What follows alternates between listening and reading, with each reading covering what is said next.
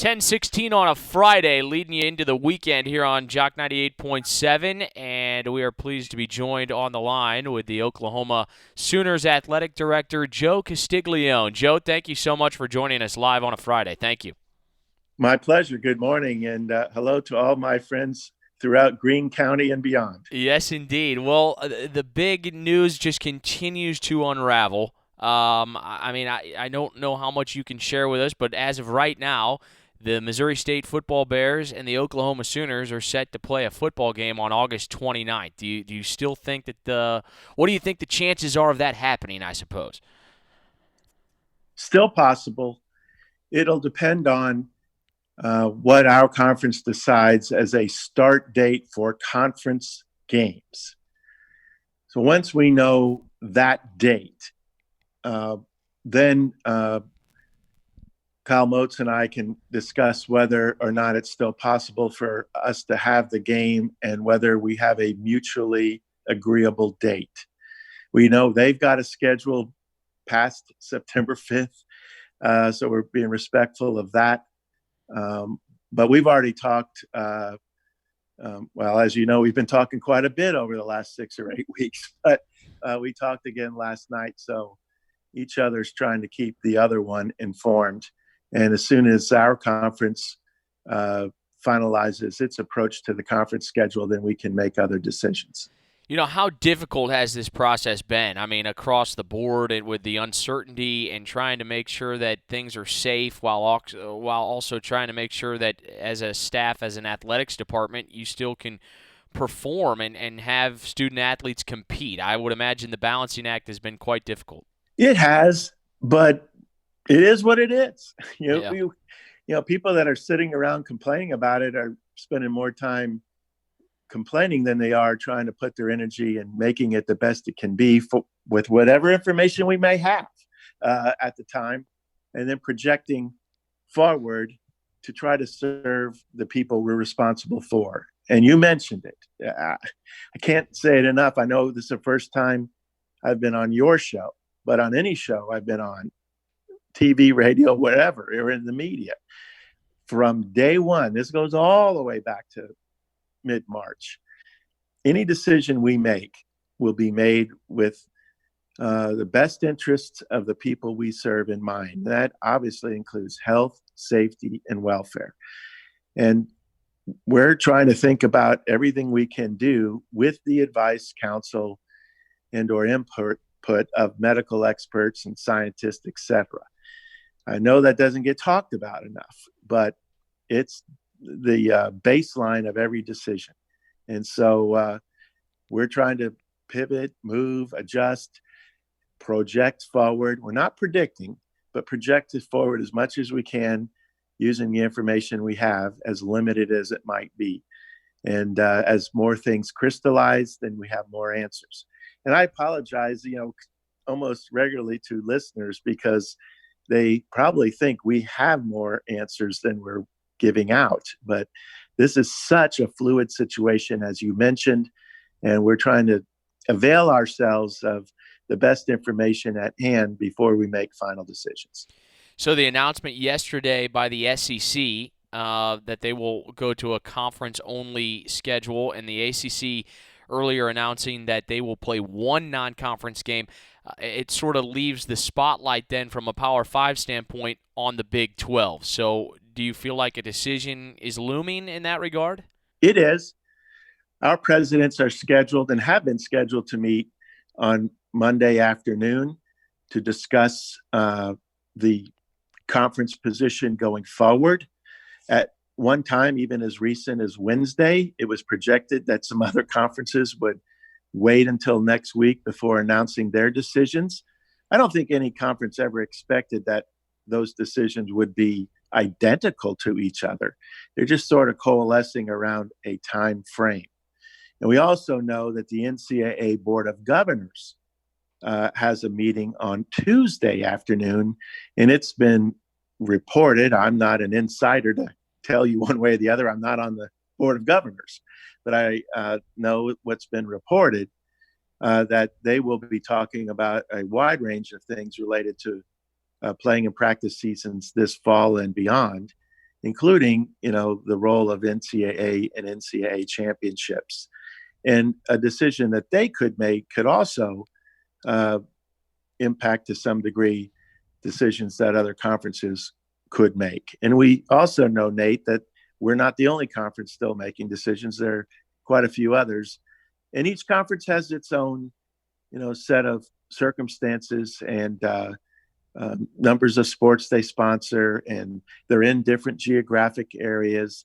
Some might have sports that are fully scholarship, some have sports that don't receive any scholarships. So there are so many different variables that at least uh, indirectly impact decisions. So we might see some other final announcements being made here in the next week. We are live with the Oklahoma Sooners, University of Oklahoma athletic director Joe Castiglione. I'm curious, that big picture, here at Missouri State and in Springfield, maybe we're caught up in the bubble of this game. But for the Oklahoma Sooners and for the Big 12 and for college football on a whole, like the season is much bigger than this game. But as we all know, it's been very public. There's a $600,000 check that is included in this game. So can you shine light on any of what might happen if a game is canceled and how that contract reads? Well, I'm not a lawyer. Yeah. I'm not sure if Kyle is a lawyer either. He might be. but, but as ADs, we stipulate what our agreement is if we're able to make it happen to our best of our abilities. And contracts of this nature include force majeure language, meaning there are circumstances outside of the control of the institutions that we cannot predict. By the way, a pandemic is one. Yeah. So I'm not sure anybody, necessarily predicted a pandemic happening, at least this year. Maybe generally speaking, they might have imagined one could happen. Obviously, that's good planning to be thinking about best interests of people you serve, like I mentioned earlier. But we never know. Some other act of God, so to speak, outside of the control of human behavior. Weather is one. Something that just happens that people generally couldn't foresee. That's covered in that broad provision. And I think, at that point, depending on how these decisions are made, then those that are involved in the contract would work off that language. But all contracts have something similar.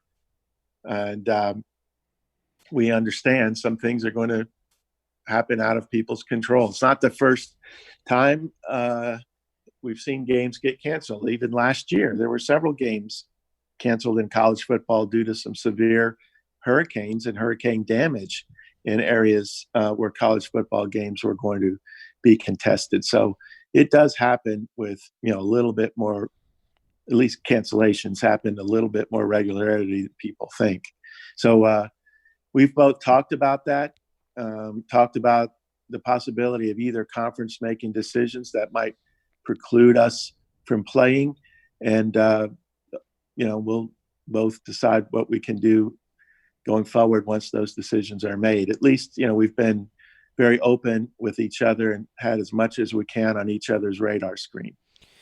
Joe, I think from the outside looking in, there is a perception that we look at Power 5 schools and we look at, say, in Oklahoma and go, this is going to be devastating. Everyone's going to feel it from an impact standpoint, but will it be crippling? Probably not. When you look at other institutions, take a mid-major like a Missouri State, the after effects, the aftershock of a pandemic and what it can wreak havoc with your athletics department. Are you concerned at all in the viability in the future moving forward with the NCAA after all this is done? I don't want to get into speculation that big of a level because I don't have a specific role in it. Mm-hmm. And really we could get off on the wrong rail there and you never know where we land. But the fact of the matter is, we're dealing with a very significant historical, unprecedented event in the history of the world, not just America, but the world.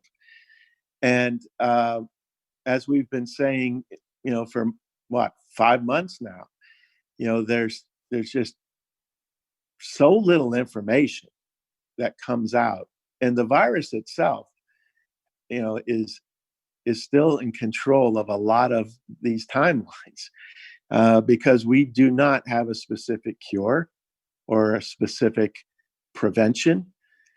And so for an undetermined amount of time, it's going to continually affect our local worlds, if you will, in significant ways too. There's a financial component. There's the ability to have games if we determine that we can, or what form those take, as we've been mentioning. Depending on how long this goes, it may not be a 1 year impact, especially in the area of finances. I don't want to sound dire. I don't want to sound negative, but those of us that have to have our eyes on everything, you've got to have that under consideration. But I want to also make mention that people have been, exceptionally creative. I've said this many times to our media that I've seen the best of a lot of people. I've seen them show some skills that it's not that you didn't believe they had, but they didn't have an opportunity to reveal them. The medical folks have been outstanding. I mean, absolutely incredible.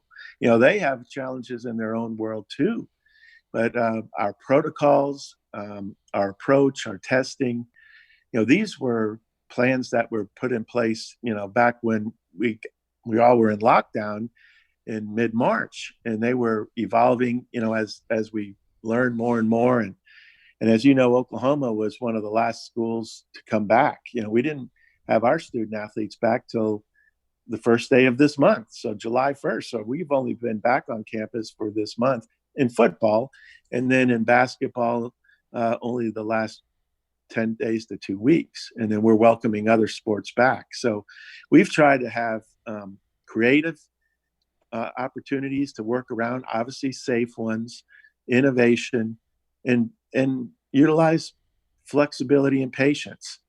So we can only deal with what we know. And in short, we say control the controllables, reduce the risk, wear your mask, wash your hands, protect yourself. Don't get into groups, large people, without having yourself protected.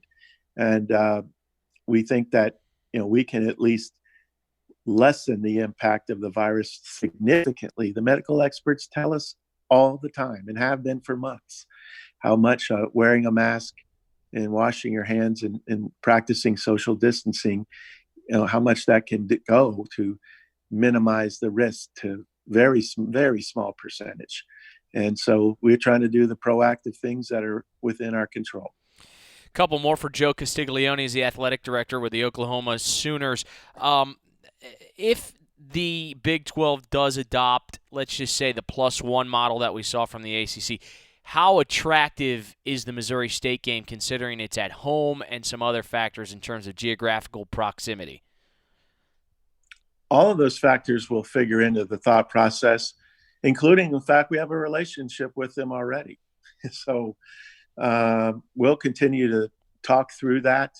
Again, I think it's really related to what our conference decides as a start date for conference games and how we can work off that.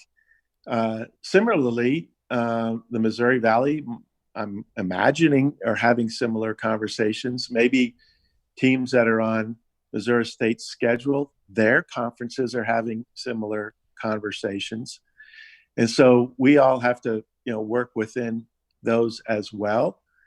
But you also know that the two schools, Missouri State and Oklahoma, have been talking about doing something that was a little unique and made the waiver request to the NCAA many, many weeks ago. The idea behind it was to create some amount of time uh, between, games, if you will. So a window of time more so than what back-to-back games offer. And that was the purpose behind seeking the request to move the game up to August 29th, that 0 week, because it gave us both a chance to play a game, have an open date before our next game, and not knowing what we're going to encounter. Hopefully, we don't have any positive tests. We've been fortunate for 4 straight weeks. We've tested our players each and every week, and we've not had any positive tests since our very first one before they reported. So we've been fortunate. But I keep telling people that we're only as good as your future behavior and the future test. So continue to do the things you've been doing, the discipline and wearing masks, et cetera, like we just spoke of. So I would imagine that our conversation would include trying to keep that 2-week window between the time we schedule the game and our conference game. That is one thing I would hope and would, I guess, speculate that we would try to see if it's possible to make it work. Joe, administrations and staffs can put in all the protocols they want, but at the end of the day, if the student athletes aren't responsible and put the onus on making sure that they don't go out, they don't party, they don't go to the lake on the weekend, like all these factors that could bring the virus back to the team, like if that happens, you can forget about it. Well, and that's why I keep putting the credit on them and the staff. They think that we have some magic approach. It's just being prudent, smart, disciplined.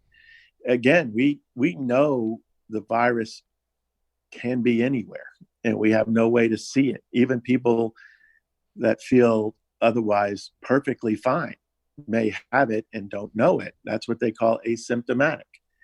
And so we just have to do the right things to give ourselves the best chance to avoid contracting it or unknowingly spreading it. So the credit goes to the people involved, but we're aggressive with our testing, we're aggressive with our protocols, and we appreciate the discipline people are showing. It gives us the best chance. Joe, going back to your days at the University of Missouri, do you ever make it back here to the Show Me State? I do. I always thought I'd get back to Columbia a lot more often than I actually do. When Missouri was in the Big 12, obviously that was a built-in trip to Columbia at least once or twice a year. I have been back since Missouri left to go to the SEC, but I do get back to the state of Missouri fairly often. Big 12 still has, events in Missouri, especially in the greater Kansas City area. My wife is from Kansas City. My first son was born in Columbia. And we actually get to the Branson area now and then, especially on the lake. We love the lakes in that area. Various reasons. Stay in touch with a lot of friends. And a lot of friends have reasons to come through Oklahoma, so we always get some drop-ins too.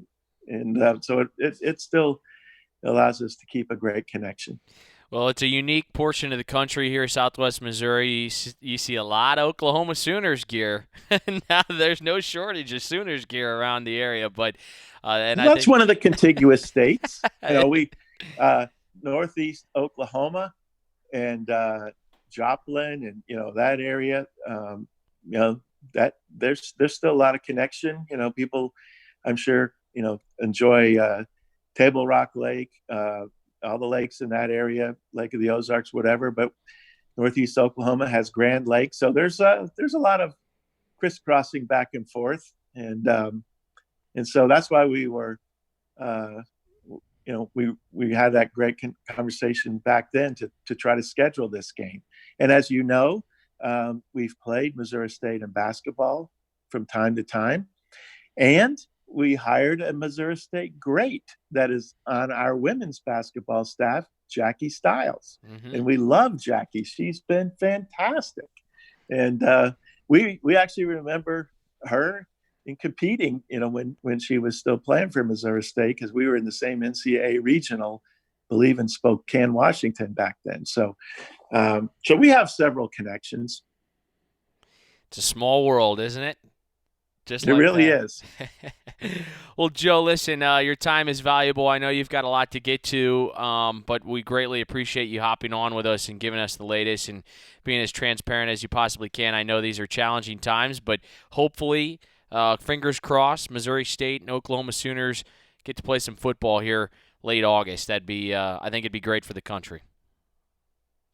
We look forward to it. And building on your point as we conclude our conversation, I do ask that fans of college sports, fans of young people, be patient, as we work through this. We have everybody's health, safety, and welfare in mind. These are not easy times. There's going to be bumpy roads. There are going to be inconveniences. There are going to be moments why people question, whether this can happen or that can happen, and why didn't it happen?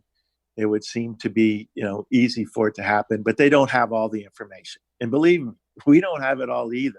And we're just trying to use our core values and our expertise, the science and the medical advice, the strategy to put people in the best position going forward. And so we appreciate our fans. We want them there. We know we may not have as many there for games this fall as we would normally have, but we want everybody to hang together, stick together, because we're going to make it through this. And on the other end, we'll be able to reconnect and enjoy what we love. And that's what's great about sports. It's a unifying element of our culture, and we want to do everything we can to give it the best chance to occur. Oklahoma Sooners, University of Oklahoma. Joe Castiglione, the athletic director. Greatly appreciate your time. Thank you very much. My pleasure, Nate. Good to talk to you. You as well. We'll take a timeout. We'll be back with more Friday edition of the Sports Report on Jock 98.7 FM.